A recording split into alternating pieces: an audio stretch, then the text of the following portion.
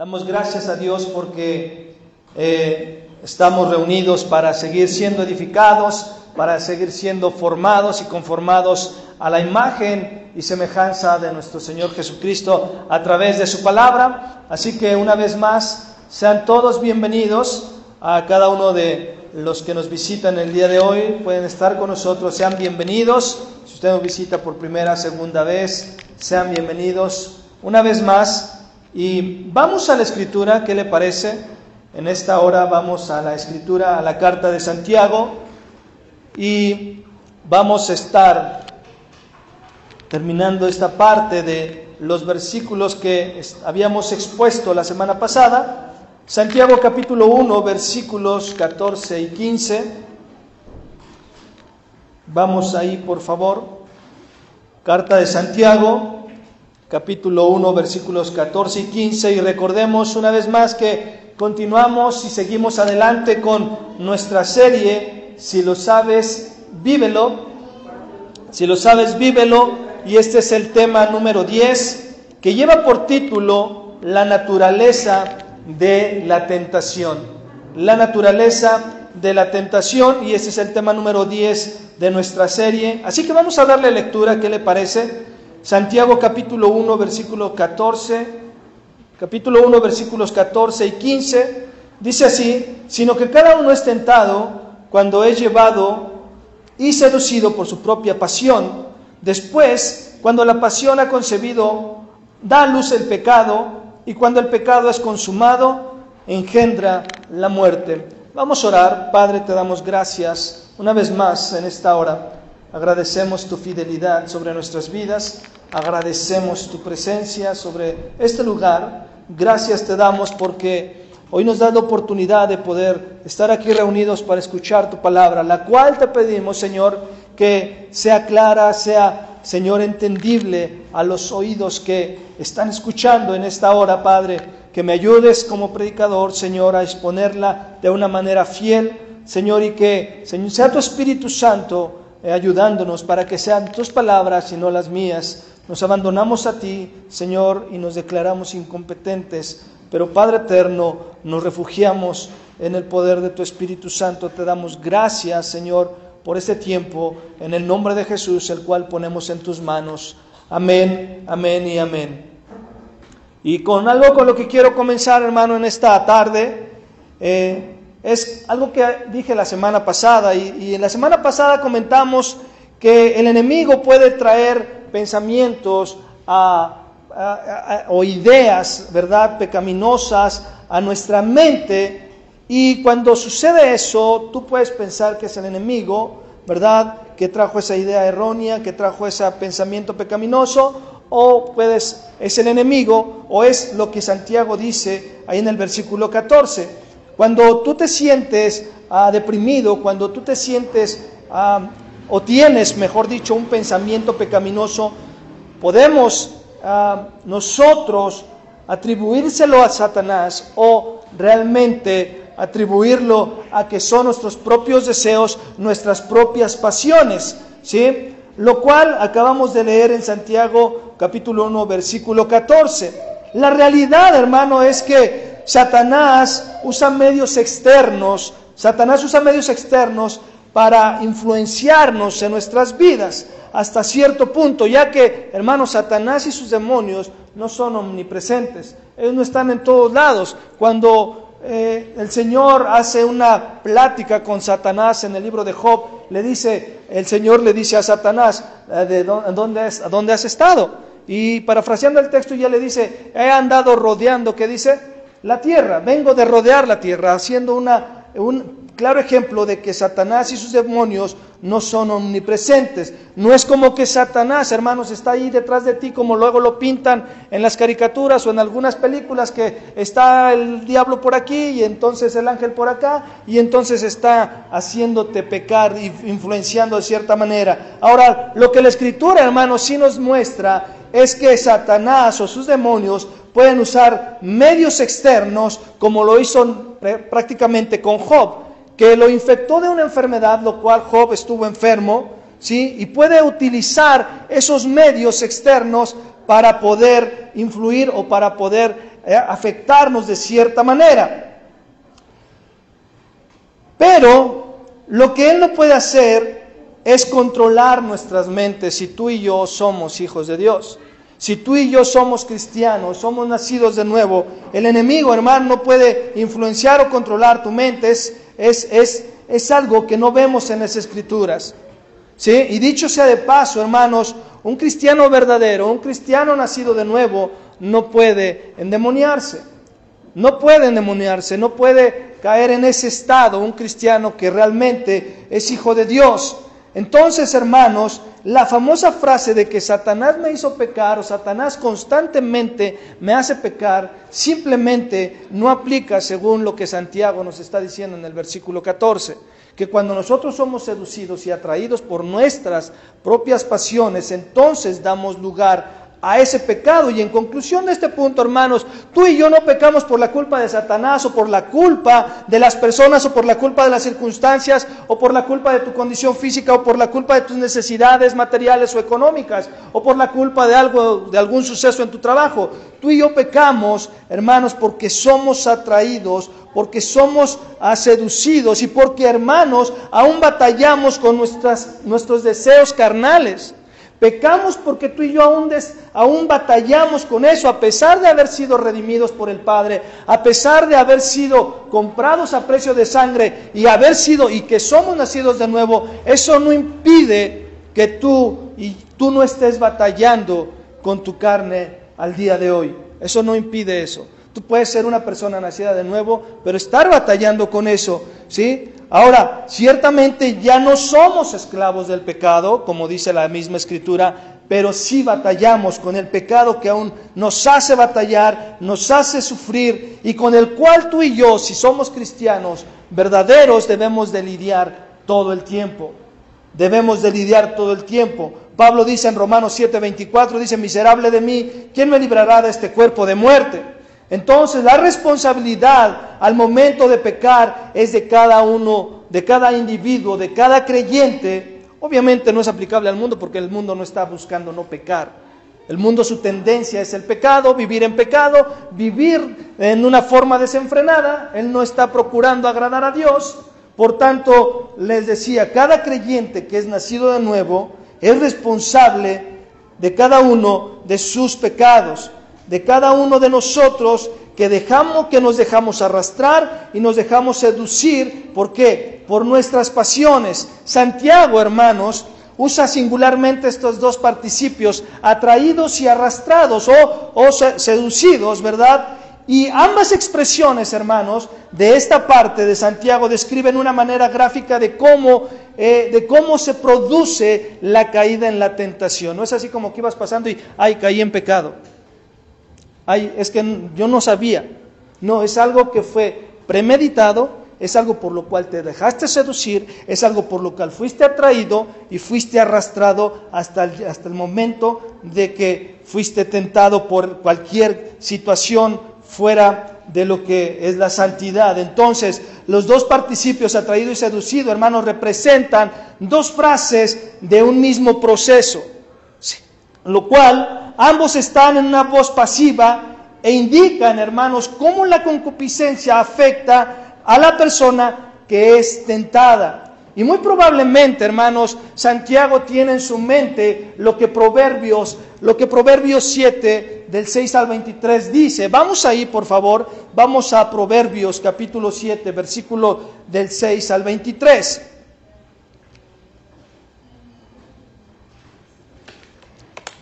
Proverbios, el libro de Proverbios, capítulo 7, versículo 6 al 23, Santiago quizá puede estar teniendo esta idea, esta imagen. Dice así: un día miré por mi ventana a través de las rejas, dice, y vi a un joven, a unos jóvenes ignorantes, y me fijé en uno que era especialmente torpe. Cruzó la calle cerca de la esquina y se dirigió a la casa de una mala mujer. Ya caída la tarde, era casi de noche, y de pronto la mujer salió a su encuentro con toda la apariencia de una prostituta, abrigando sus intenciones. Desvergonzada y rebelde, no puede quedarse en su casa. Versículo 12, aún siempre por las calles, anda siempre, por las calles o las plazas, acechando en las esquinas. Abrazó al joven y lo besó. Descaradamente lo miró a los ojos y le dijo: Hoy ofrecí una ofrenda para festejar, cumplí mi promesa. Ahora tengo mucha comida, así que salí a invitarte. Estaba buscándote y te encontré.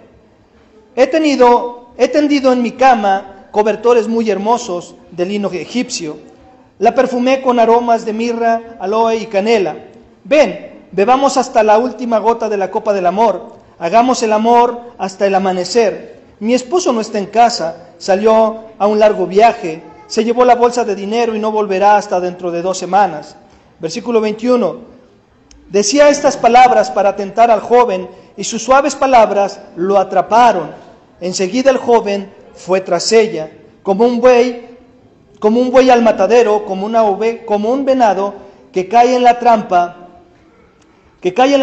de un cazador listo para lanzar su flecha en el corazón, como un ave volando hacia la red, sin saber que eso, dice, le costaría la vida.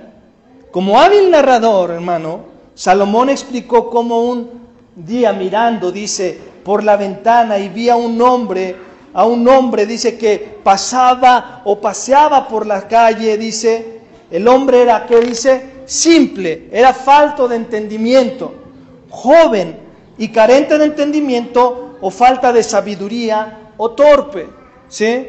Versículo 21 dice: decían estas palabras para tentar al joven, y sus suaves palabras, que dice, lo atraparon, lo sedujeron. Ahora, la seducción, hermanos, de esta mujer fue exitosa, pero no fue exitosa meramente por las palabras que ella le dijo al joven. Fue exitosa, hermanos, porque el joven se dejó arrastrar, se dejó seducir por sus propias pasiones. Fue atraído, ¿sí? El joven fue atraído desde el momento que tomó la decisión en su corazón de ¿qué? De ir y dirigirse a la casa de la mujer. Y es ahí donde el joven, hermanos, perdió la batalla en ese momento. Cuando él toma la decisión de ir a esa casa. Ahora la pregunta es, ¿por qué el joven perdió la batalla? ¿Por qué el joven perdió la batalla? La perdió por 2 razones, hermano. La primera razón es por la falta del temor a Dios. Ahora, ¿cómo se pierde el temor a Dios? El temor a Dios se pierde cuando tú dejas de verlo a Él para enfocarte en ti mismo. El temor de Dios se pierde cuando dejas de verlo a Él para enfocarte en ti mismo. En ese momento tú pierdes el temor de Dios, porque dejaste de ver la santidad de Dios, porque dejaste de ver lo que Dios te estaba mostrando para enfocarte en lo que tú quieres, para enfocarte en lo que tú deseas, para enfocarte en lo que tú piensas que debe ser. Entonces el temor de Dios se pierde desde ese momento. Y la segunda parte es porque al joven le faltó sabiduría. La sabiduría de Dios nos ayuda a ser entendidos, hermanos, en que debemos huir de aquello que nos puede provocar algún daño, según Proverbios 14:16 y Proverbios 22:3. Todo aquello que la sabiduría del Señor nos muestra es que nos hace entender que debemos de huir de esas cosas. La Biblia no dice resiste la tentación. La Biblia dice huye de ellas. Y la Biblia dice que el apóstol Pablo le dice a Timoteo, huye de esas pasiones juveniles. ¿Cuáles? Pues las pasiones que nos acechan, que nos hacen pecar contra Dios. Entonces, hermano, Salomón lo vuelve a decir en Proverbios 1:7, acompáñenme ahí, Proverbios capítulo 1, versículo 7.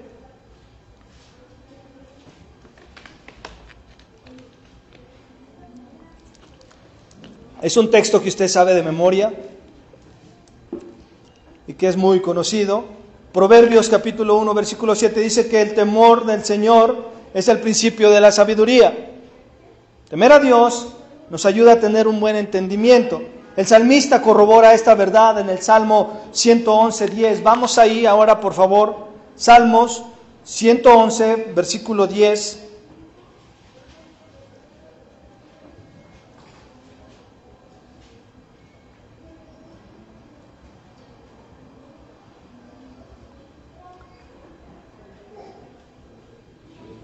Salmo 111:10 dice, y el principio de la sabiduría es el temor del Señor. Dice, buen entendimiento tienen todos los que practican sus mandamientos. Buen entendimiento tienen todos los que practican sus mandamientos. Entonces, esa sabiduría de Dios nos da entendimiento en nuestras vidas siempre y cuando tú y yo practiquemos ¿qué cosa? Sus mandamientos. Es decir, si tú y yo no ponemos en práctica su palabra, simplemente no seremos personas entendidas en los caminos de Dios.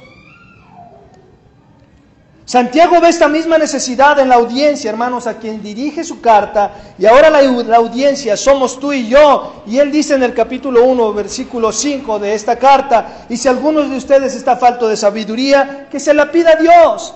Y lo dice, hermanos, porque él entiende las consecuencias de dejarnos seducir, de dejarnos arrastrar por nuestras pasiones. Entiende, hermanos, que el pecado es personal y que el hombre es pecador por naturaleza y que su corazón todo el tiempo está inclinado a lo malo, como dice Génesis 6:5. Tu corazón y el mío está inclinado hacia lo malo. Si tú y yo descuidamos nuestra relación con el Señor, si tú y yo dejamos de buscar la santidad, hermano, tu corazón se va a inclinar al mal. Siempre va a ser así. Siempre va a ser hacia la crítica, siempre va a ser hacia juzgar, siempre va a ser hacia la murmuración, y siempre tú vas a ser el bueno del cuento. Porque el corazón todo el tiempo está inclinado a ¿qué? A hacer lo malo. Si tú y yo descuidamos nuestra relación con Cristo, y Santiago entiende y conoce la naturaleza, hermano, de la tentación, y es por ello por lo que nos muestra la naturaleza de la tentación y la consecuencia de esto en el versículo 15 de este texto base. Vamos a Santiago 1:15, por favor.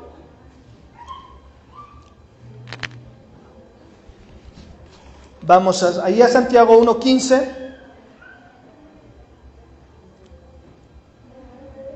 Dice así: después, cuando la pasión ha concebido, da a luz el pecado, y cuando el pecado es consumado, engendra la muerte. En la versión, traducción del lenguaje actual, lo dice de esta manera: los malos deseos nos llevan a pecar, y cuando vivimos solo para hacer lo malo, lo único que nos queda, o que nos espera, es la muerte eterna. Los malos deseos nos llevan a pecar, y cuando vivimos solo para hacer lo malo, lo único que nos espera es la muerte eterna. Después de que Santiago ha identificado y mostrado que la concupiscencia en la naturaleza del hombre, y la ha analizado de una manera práctica, hermanos, es aquí donde Santiago, o donde vemos o llegamos al meollo de la enseñanza de Santiago acerca de la tentación. Santiago, hermanos, da un cambio en su metáfora de la... Recordemos que anteriormente a esto él estaba usando cómo el pez es enganchado por medio del anzuelo, y cómo usa una carnaza, ¿verdad?, para que el pez pueda ser atraído, y cambia totalmente esa metáfora. Lo que hace ahora es emplear, hermano, el proceso del nacimiento para ilustrar, ¿qué cosa? Su punto, ¿sí? Santiago describe la concupiscencia como una madre que concibe y da luz a un hijo, ¿verdad? El pecado cuyo destino final es la muerte. Por medio de Santiago, hermanos, el Señor pone en claro que el pecado no es un acto aislado, o que ni siquiera es una serie de actos aislados, sino más bien, hermanos, es el resultado de un proceso específico que Santiago explica en 4 pasos. ¿Sí? Y lo primero es que comienza con un deseo. Lo cual es una traducción sustituta de concupiscencia, lo que nos muestra Santiago. Recordemos que antes de la salvación, hermanos, todos éramos esclavos del pecado, éramos esclavos de la concupiscencia. Vamos a Efesios capítulo 2, versículo 1 al 3. Efesios 2, capítulo 1 al 3.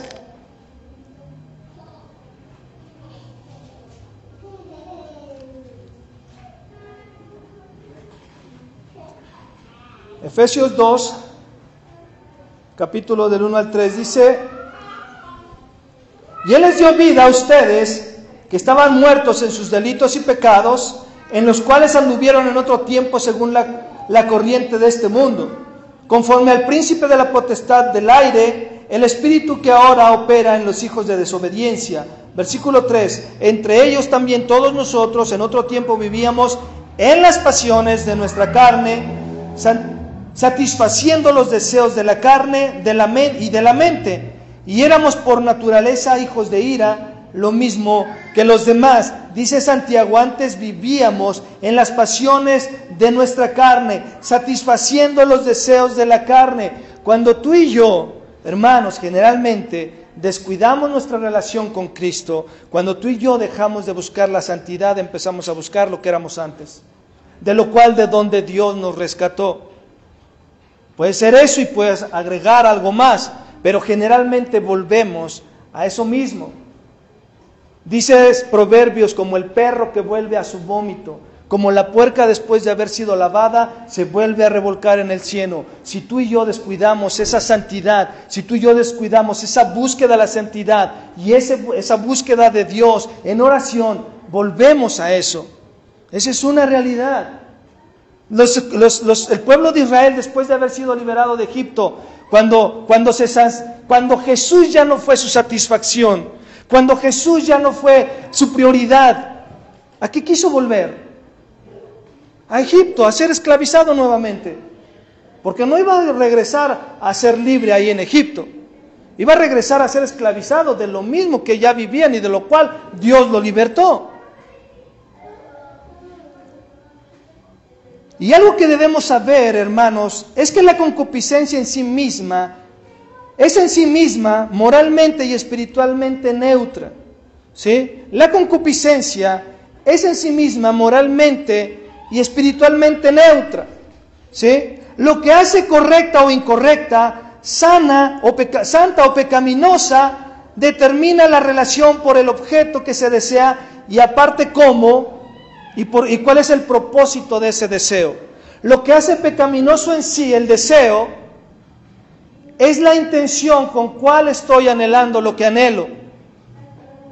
Lo que hace correcto o incorrecto es el propósito por el cual deseo eso. Eso es lo que hace pecaminoso a la concupiscencia, a ese deseo. Y esto comienza, hermanos, en primer lugar, como una emoción, un sentimiento, un anhelo por algo. Y al principio puede estar muy dentro, muy lejos, muy alejado de nuestro subconsciente. Sin embargo, se desarrolla desde algo profundo dentro de nosotros. Es algo que no lo teníamos pensado, no lo teníamos en mente, y expresa un deseo de adquirirlo, de tenerlo, poseerlo, aquello que yo quiero. Y muchas cosas pueden dar inicio a esto, hermano, y comienza desde el momento en que tú y yo, al ver algo, surge un deseo, hermanos, surge un deseo por tenerlo. Tú no pensabas tener un celular, pero lo viste y surgió un deseo por tener ahora un celular.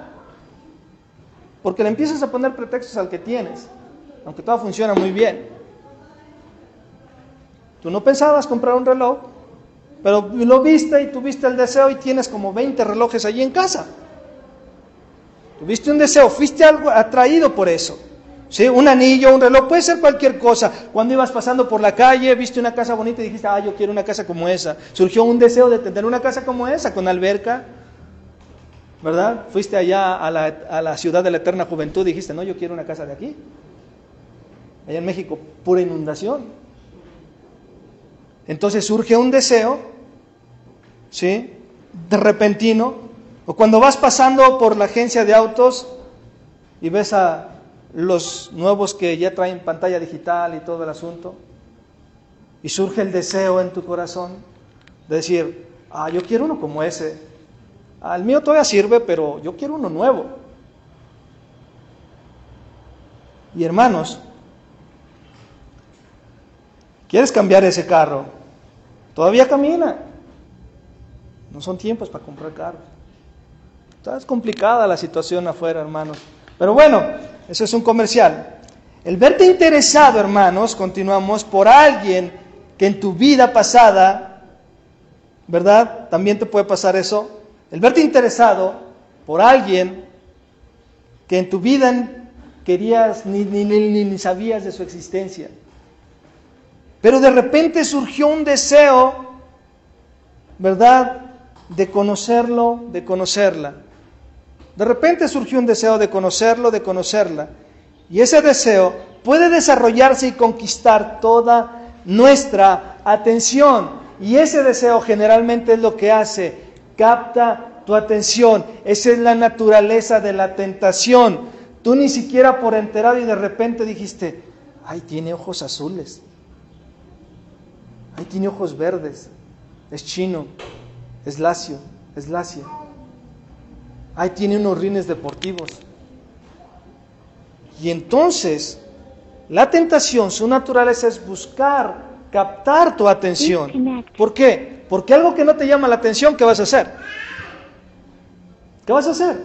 Simplemente lo pasas de largo y ya, ¿verdad? A lo mejor a ti no te gusta la marca Kia y dices, yo me voy por un Ford, pasas por la Kia y ni lo pelas porque no te gusta esa marca.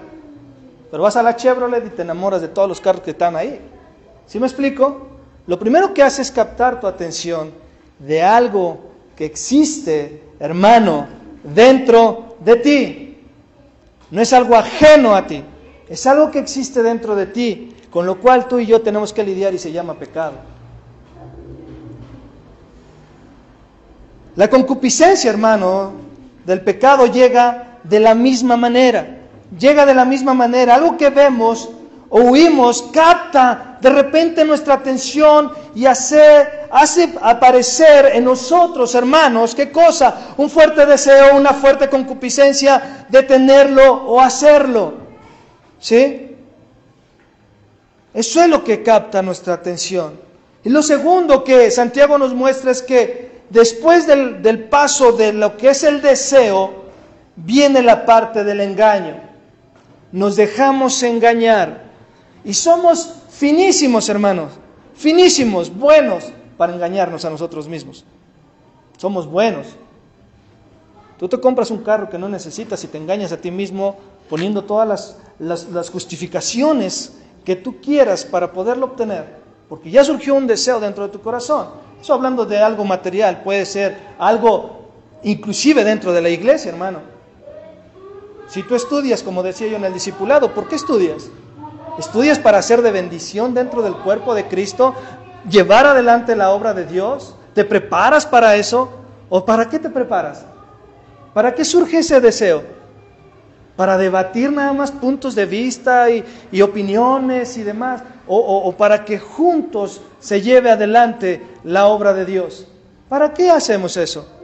Entonces, hermano, el segundo paso es engañarnos, el cual está más estrechamente relacionado con la mente y con las emociones. Está más estrechamente relacionado con eso. Cuando pensamos en el objeto deseado, sea algo material, alguna persona, lo primero que hace nuestra mente es comenzar a elaborar, hermano, una justificación para conseguirlo. Nos empezamos a justificar eso que queremos hacer, eso que deseamos hacerlo, empezamos a justificar dentro de nosotros. Es decir, tiene que encontrar una razón que justifique esa acción. Usted va a buscar una razón que justifique su acción. Es como cuando hay infidelidad en el matrimonio. ¿Qué es lo que sucede? Empiezo a buscar una razón para justificar mi acción. ¿Por qué engañaste a tu esposa? Ah, es que ella no se arregla. ¿Por qué engañaste a tu esposa? Ay, es que él no me habla bonito. Y siempre buscas encontrar una razón que justifique tu acción. ¿Por qué? Porque ese deseo de pecado está en nuestras vidas. Eso, hermano, y lo he dicho una y otra vez, eso fue un boom en el 2012, cuando todos salieron a la defensa de la sana doctrina. Todos se volvieron teólogos y se empezaron a tirar unos con otros dentro de las congregaciones. Y eso, lejos de llevar a un crecimiento en las iglesias, hermano, la llevó a una decadencia. Porque ahora ya todos eran teólogos, ya nadie era enseñable. Porque no equilibramos las cosas. porque buscamos una razón que justifique nuestra acción. Esta, hermanos, esta prácticamente, hermanos, es un deseo automático en nuestras vidas, ¿sí? Este es un proceso automático de la tentación. ¿Qué quiere decir esto? Quiere decir que tú y yo no tenemos que decirle a nuestra mente que justifique nuestra concupiscencia o nuestro deseo pecaminoso, porque ya está muy predestinado, predispuesto, como producto de nuestra naturaleza caída. Es decir, tú no le vas a decir a tu cerebro, oye, necesito que justifiques esto. Eso es algo que por naturaleza se nos da. Justificar nuestras acciones pecaminosas, justificar nuestras faltas, justificar nuestro pecado en nuestras vidas, es algo que sale en automático. ¿Por qué tú cuando llega fulano de tal cambias? ¿Y por qué no eres la misma o el mismo cuando están todos los demás? Porque hasta en eso, hermanos, a veces pecamos. Estamos jijiji con alguien, pero llega alguien que nos cae mejor y entonces como que hacemos a un lado a estos y entonces empezamos a tratar mejor al otro. ¿Hasta dónde llega nuestro pecado en nuestras vidas? ¿Hasta dónde la naturaleza de la tentación está absorbiendo o está ganando terreno en nuestros corazones? Entonces, ¿por qué? Porque esto es algo que se da en automático, hermanos, por la caída. Son, hermanos, como los animales o peces que van tras la carnada, tras ese cebo, tras ese deseo. El deseo de tener lo que deseamos es tan fuerte, hermanos, que tenemos la tendencia a pasar por alto los peligros, los daños y las consecuencias posibles.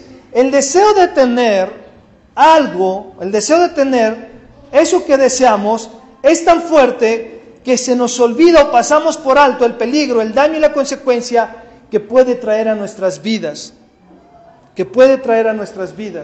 Te vuelvo a citar el mismo ejemplo de la infidelidad. Si tú engañas a alguien, tú estás pasando por alto la consecuencia de que el marido venga contra ti y te dé 3 balazos y adiós mundo cruel. Tú estás pasando por alto esa advertencia, tú estás pasando por alto ese peligro. El que roba está pasando por alto que si lo agarran lo van a meter 40 años en la cárcel, el que viola lo mismo. Hermano, y cuando tú y yo pecamos, estamos pasando por alto que Dios puede traer juicio a nuestras vidas. Estamos pasando por alto que Él es un Dios santo, que es un Dios 3 veces santo y que necesitamos enderezar nuestros caminos. Se nos olvida que hay una consecuencia. No perderás tu salvación, pero sí serás juzgado por todo eso ante el tribunal de Cristo. Lo seremos, hermano. Lo seremos. Y simplemente, hermanos, desearlo justifica el esfuerzo de tenerlo, ¿sí? Simplemente desearlo justifica el esfuerzo de tenerlo. Y cuando el creyente llega a ese punto, dice Santiago, que la concupiscencia ha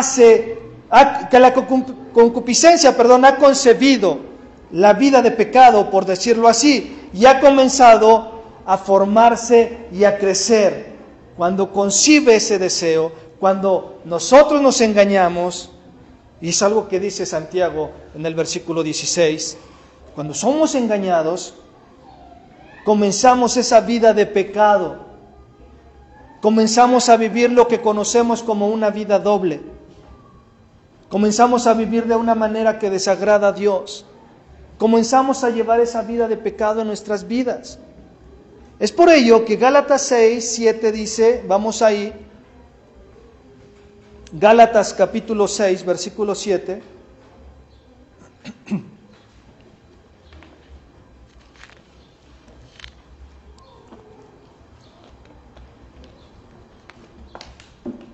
Gálatas capítulo 6, versículo 7, dice de la siguiente manera: no se dejen engañar, o no te engañes a ti mismo. De Dios nadie se burla, pues todo lo que el hombre siembre, eso mismo segará.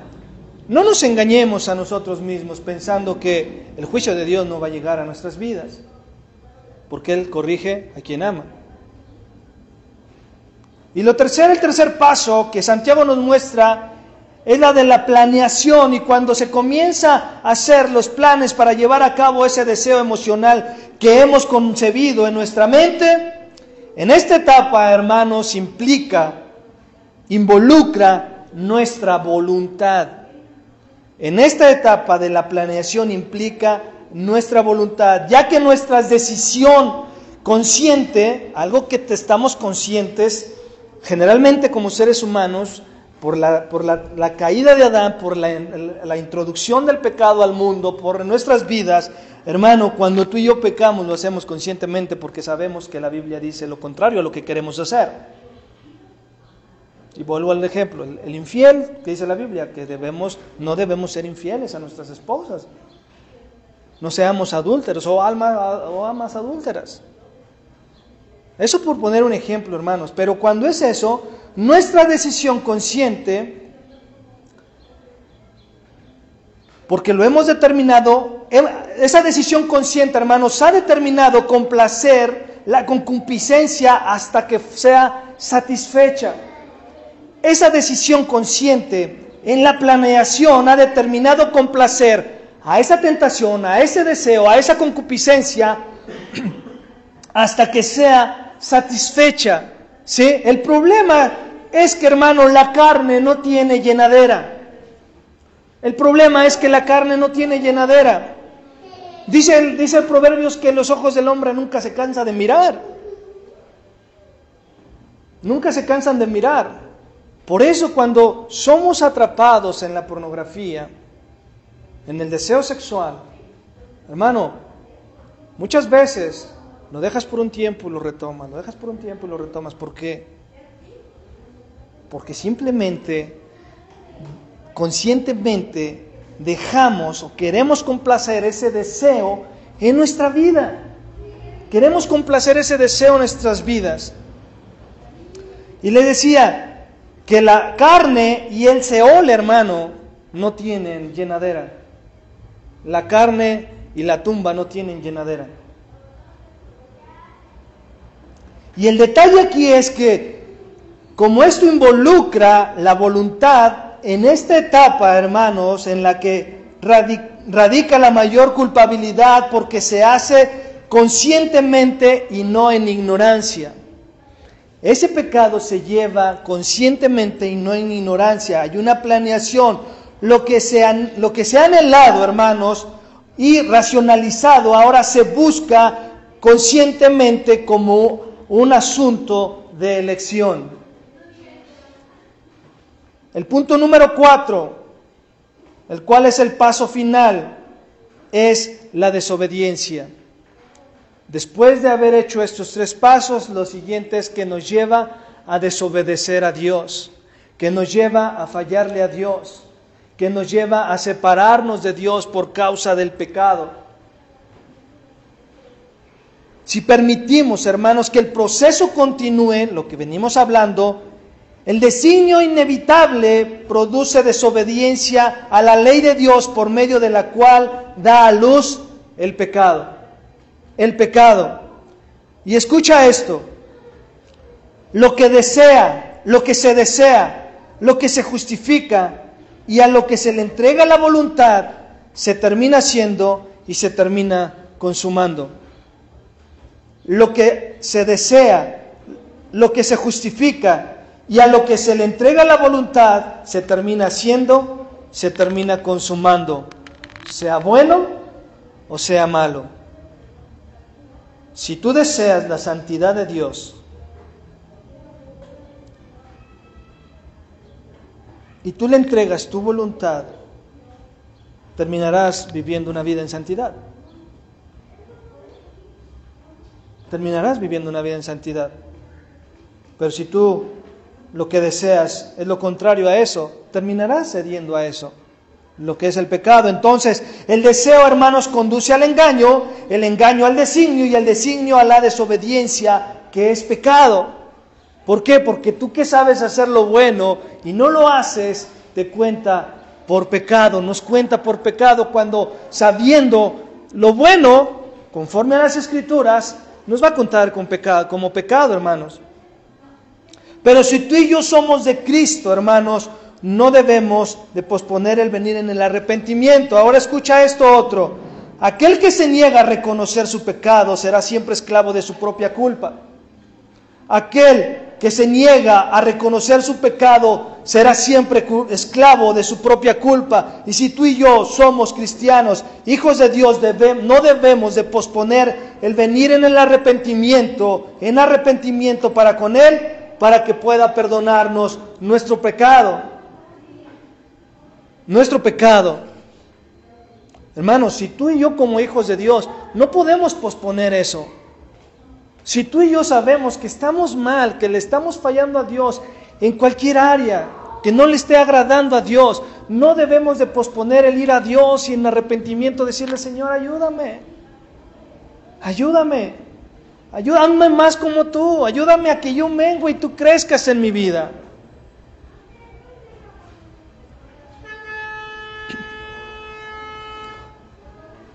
Si no hay arrepentimiento en nuestras vidas, hermano, o una de dos: o es porque estás siendo rebelde, o porque el orgullo está muy alto dentro de nosotros, o porque hay una incredulidad en nuestras vidas y pensamos que Dios no puede perdonar ese pecado. Y pensamos así, ¿por qué? O porque es muy grave, o porque ha sido muy consecutivo en nuestras vidas. Y pensamos que Dios no puede perdonarlo. Y pensar de esa manera es incorrecto. O simplemente porque no eres hijo de Dios. No hay de más.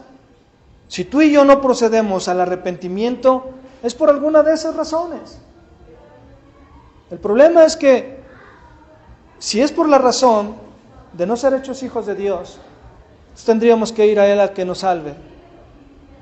Tendríamos que ir a Él para que podamos ser partícipes de la vida eterna. Pero si son las otras cosas, entonces debemos de ir y pedirle perdón por nuestra incredulidad, por nuestro orgullo, por nuestra rebeldía. Tenemos que ir a Él. Sin embargo, hermanos, Isaías dice, vamos ahí por favor, Isaías 1:18.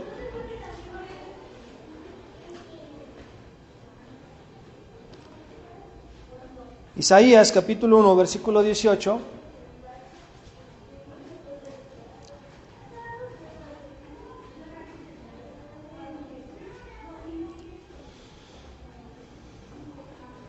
Isaías 1:18 dice así: vengan ahora y razonemos, dice el Señor, aunque sus pecados sean como la grana, como la nieve serán emblanquecidos, aunque sean rojos como el carmesí, como blanca lana quedarán. ¿Cuál es el pecado que hay en nuestras vidas que el Señor no te pueda perdonar? El único pecado que Dios no te perdona es el que no confiesas. Es el que tú y yo no confesamos. Y si no lo confesamos es porque nos gusta estar ahí. Si no lo confesamos es porque nos gusta estar en esa posición. Pero dice el Señor: ven, vamos a ponernos a cuentas, vengan, vamos a razonar, vamos a platicar. ¿Cuál es tu pecado? ¿Cuál es la parte en la que estás batallando? Bueno, confiésalo. ¿Para qué? Para que quede blanco como la nieve. Para que tú y yo podamos vivir en esa santidad que Dios quiere para nuestras vidas. Y el punto aquí es que debemos cortar el mal de raíz, hermano. No es solamente darle una píldora de tranquilizante a nuestra vida espiritual. Es realmente cortar de raíz todo aquello que nos está poniendo en mal delante de Dios. La lucha debe librarse en la mente donde se concibe el pecado. La verdad de Dios que cautiva la conciencia, el sistema de aviso del alma debe escucharse y no pasarse por alto. Cuando el Espíritu Santo redarguye nuestros corazones, nuestras vidas, tenemos que ser prontos para obedecer. Por eso en las cartas a las 7 iglesias del Apocalipsis, el Señor dijo: el que tiene oídos, Escuche, ponga atención. El que tiene oídos, oiga, dice. Entienda lo que estoy hablando. Entienda, capte lo que estoy hablando. Bájelo a su corazón para que entonces podamos cortar las cosas de raíz. Es necesario y es por el bien de cada uno de nosotros.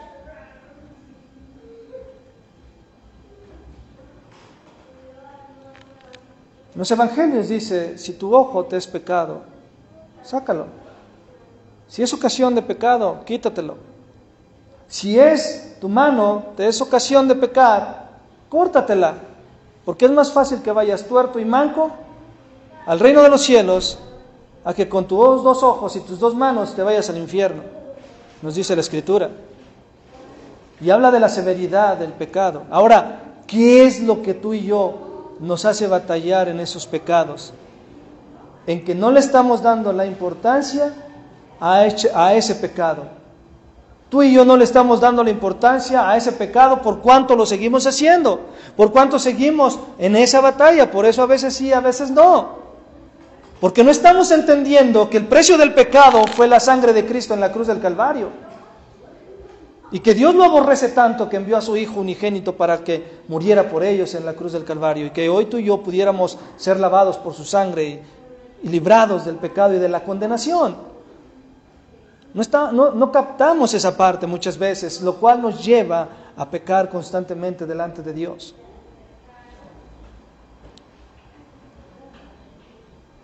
Ahora es obvio, hermanos, que podemos evitar muchas tentaciones sencillamente evitando lugares, situaciones donde sabemos que somos más propensos o susceptibles a pecar. Así de fácil. Si tú sabes que a ti te gusta tomar y que de ahí te sacó el Señor y que eres muy susceptible a tomar, ¿para qué acompañas a tus amigos al bar? Donde no debes de estar. Si tú sabes que eres muy susceptible a la pornografía, ¿para qué te metes en páginas que no debes de ver? Si tú sabes que eres muy susceptible a hablar de los demás, al chisme, ¿para qué te juntas con gente que es así? Hermano, si tú sabes que no te gusta trabajar, ¿para qué te juntas con gente que no le gusta tampoco trabajar? Es tan simple y tan sencillo. Si tú sabes que eres propenso a caer en la fornicación, llévate un chaperón siempre. Llévate un llavero siempre. Joven, que aquí estás, cuando el Señor te permita tener una novia, primero que sea en el Señor y primero de haber orado, y cuando llegues a salir con ella o con él, nunca vayas solo, porque siempre terminarás fallando a Dios, siempre, y eso te lo puedo afirmar, siempre, porque nuestro corazón siempre está dado a lo malo. Ese es el mal. Dice, tan perverso es nuestro corazón, dice la Escritura. ¿Quién lo entiende? ¿Quién lo conoce? Hoy dice sí, mañana dice que no. Así es de obstinado nuestro corazón. Por eso necesitamos, hermano, cortar de raíz y con cosas tan simples de no darle lugar al diablo para que ese deseo nos arrastre, nos cautive, nos seduzca y caigamos en pecado. Versículo 15, en la parte B para ir terminando, dice antes, en vez de justificar las tentaciones, hermanos, nos preparamos de antemano para oponernos a ellas con la palabra de Dios, tal como lo hizo Jesús en el desierto. Eso es lo que tú y yo debemos de hacer, prepararnos para eso. Versículo 15, dice, cuando el pecado es consumado, engendra la muerte. Entonces, después de que todo esto, el ciclo de la tentación se completa, hermanos, se consume el pecado. Para emplear otra figura, Pablo dijo en Romanos 6:23 que la paga del pecado es muerte. La paga del pecado es la separación de Dios. El pecado, hermanos, da a luz la muerte física que separa el alma del cuerpo, muerte espiritual que separa el alma de Dios y muerte eterna. Por eso yo les decía, si tú y yo somos hijos de Dios, debemos ser prontos para arrepentirnos de nuestros pecados. Porque aquí dentro de esta congregación y de cualquier congregación habida y por haber que se denomine evangélica, hermano, no hay alguien que diga yo no peco. De alguna u otra manera. Y el pecado es desde el momento en que tú prestas oídos a canciones del mundo, que no glorifican a Dios, que empiezan en Iztapalapa para el mundo y tú empiezas así con tu pie. Desde algo tan sencillo, hermano, nos lleva a pecar delante de Dios. De verdad. Entonces, hermano, da a luz el pecado y eso nos separa, hermano, de Dios. Y Jesús, cuando fue tentado en el desierto, su escudo, su defensa en medio de esa tentación que fue la palabra de Dios. Y lo sabes, y lo hemos visto una y otra vez. Hay que hacerlo, hay que actuar, hay que luchar. Dice, porque nunca hemos peleado hasta la sangre por evitar el pecado, dice la Escritura, parafraseando ese texto. Nunca has realmente dado hasta tu propia vida con tal de que no peques delante de Dios. Nunca has batallado. Hermano, generalmente terminamos cediendo a esos pecados. Generalmente terminamos cediendo. ¿Y sabes por qué terminamos cediendo? Y todo comienza desde que descuidas tu comunión con Dios. Ese es el meollo del asunto. Y te puedo hablar y podemos hablar de cómo es la naturaleza de la tentación y cómo tú puedes ser arrastrado y seducido por tus propias pasiones, y podemos hablar aquí de muchas cosas. Pero simplemente si tú no accionas en tu relación con Cristo, donde se pelean las batallas, donde le dices, Señor, ayúdame, ya no quiero ser igual, transfórmame, ayúdame a vivir de una manera que te agrade, y tienes esa comunión constante con Él. Por eso dice, velad y orad para que no entréis en tentación. No por algo lo dijo Jesús nada más, porque no tenía cosas que decirle a los discípulos. Él lo dijo porque sabe que cuando tú y yo descuidamos nuestra relación con Él, somos más susceptibles a pecar delante de Dios. Y cuando tú descuidas tu relación con Cristo, el conocimiento que tú tienes de la palabra de Dios te hace confiado. Y cuando más confiado eres en ti mismo es cuando pecas más. Es cuando pecamos más, hermano.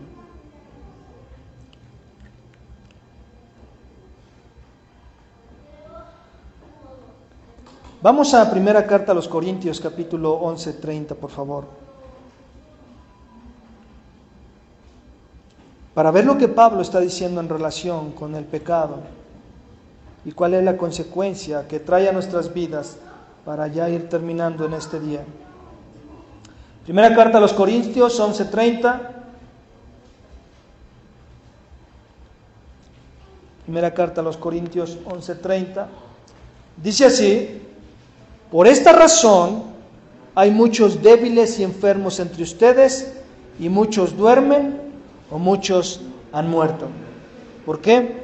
Porque dejaron consumir el pecado, porque no atendieron a la exhortación y a la corrección que Dios estaba hablando.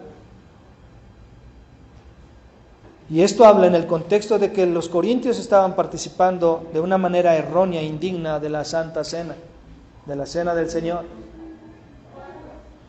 Juan también nos recuerda que aún para los creyentes hay pecado de muerte, ahí en 1 de Juan 5:16. Y a la luz de estas solemnes verdades, hermanos, Santiago implora en el versículo 16 del capítulo 1, amados hermanos míos, no erréis, no te engañes a ti mismo, no te engañes a ti mismo. Lo que quiere decir es que no dejes de culpar a los demás, lo que quiere decir es que no te engañes culpando a los demás, a las circunstancias, no te engañes culpando a Satanás, por las tentaciones y pecados que hay en nuestras vidas. No te engañes, esas no son la razón. La razón es el deseo pecaminoso de nuestro corazón. Y dice Santiago, sobre todo, no culpes a Dios. No culpes a Dios. Es porque Dios permitió eso. Bueno, es porque tú lo decidiste hacer.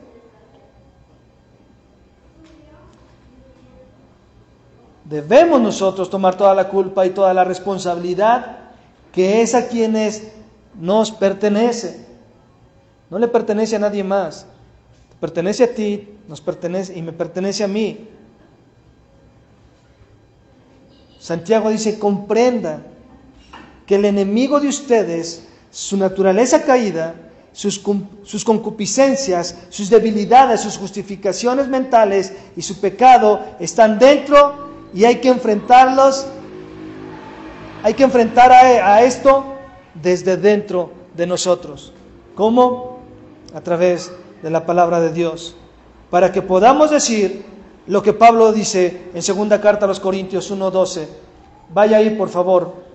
Segunda carta a los Corintios 1:12. Y cuando nosotros, como creyentes, ganamos la batalla, vamos a poder decir esto, hermano. Vamos a poder decir esto. Segunda carta a los Corintios, capítulo 1, versículo 12, dice así, se lo leo en palabra de Dios para todos, dice, estamos orgullosos de esto y lo podemos decir con la conciencia limpia, que nos hemos comportado con todo el mundo y especialmente con ustedes, con toda la sinceridad que viene de Dios. No nos guiamos por la sabiduría humana, sino por el progreso, por el generoso amor de Dios. El orgullo es que tendemos la conciencia tranquila al no dejar que las pasiones, las concupiscencias hagan estruendos, hagan daño en nuestras vidas. Y termino con esto, hermanos. Si consideramos nuestra propia debilidad, encontraremos bastantes razones para tomar muy en serio la necesidad de velar y orar.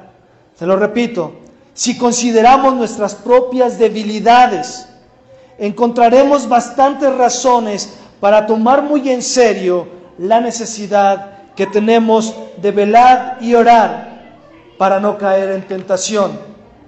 Esto debe ser, hermanos, el resultado de lo que hoy Dios ha hablado a nuestro corazón. Amén.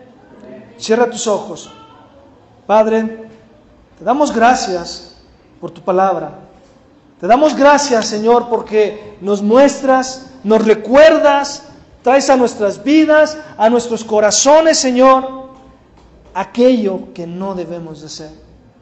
Y que también traes a nuestros corazones y nuestras vidas la esperanza que hay si lo hemos hecho. Y Padre dice que si nosotros confesamos nuestros pecados, tú eres fiel y justo para perdonarnos todos nuestros pecados. Todos, no algunos, no dependiendo qué pecado haya sido. Todos nuestros pecados fueron pagados en la cruz del Calvario. Y Padre, te damos gracias por ello. Pero ayúdanos porque aún somos débiles. Estamos en un cuerpo que se corrompe, en un cuerpo, Señor, con un corazón que se inclina al mal. Es por ello que tenemos que pelear verdaderamente y buscar siempre la santidad. Padre, hoy te damos gracias por tu palabra, te damos gracias por la esperanza que tenemos en ti, de que si nos dejamos seducir, Señor, podemos encontrar perdón en ti. Pero Padre, ayúdanos a que cuando seamos atraídos, cuando seamos arrastrados, podamos cortar de tajo eso que por lo cual estamos siendo atraídos y seducidos, que no te agrada, Padre. Hoy te lo pedimos, Señor, en el nombre de Jesús. Amén, amén y amén. Dale un aplauso a nuestro Dios, porque Él se lo merece, y si Dios permite, nos vemos.